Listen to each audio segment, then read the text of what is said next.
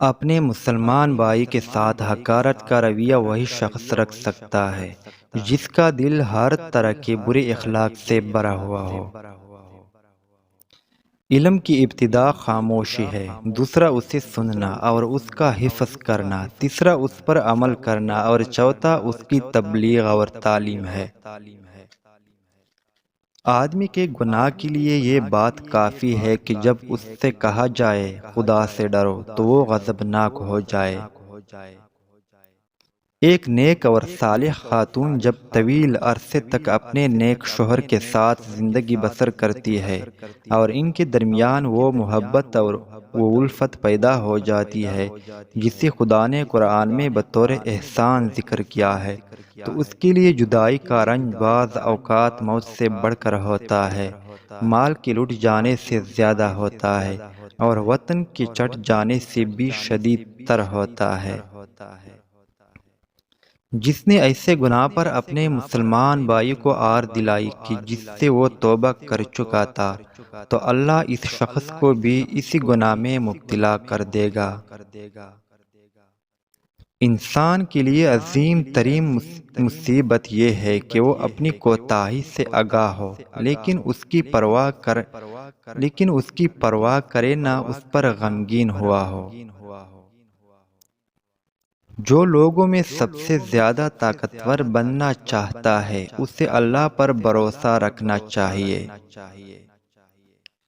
مومن جب اللہ کے ساتھ اپنے قلبی اور باطنی تعلق کی اصلاح کر لیتا ہے تو رب کریم لوگوں کے سامنے اس کے ظاہری احوال کو سنوار دیتا ہے۔ ہر لذیذ شے کی ایک ہی لذت ہوتی ہے سوائے عبادت کے، جس کی 3 لذتیں ہیں۔ ایک جب آپ اسے بجا لاتے ہیں، دوسری جب آپ اسے یاد کرتے ہیں اور تیسری جب آپ کو اس کا اجر دیا جائے گا۔ تقویٰ یہ ہے کہ تم خود کو کسی سے بہتر نہ سمجھو۔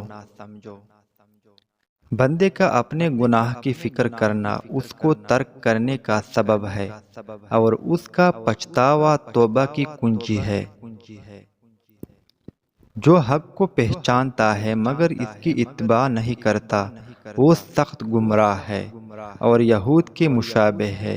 جو شخص بغیر علم و شرع کے خدا کی عبادت کرتا ہے وہ بھی گمراہ ہے اور نصارہ کی مانند ہے۔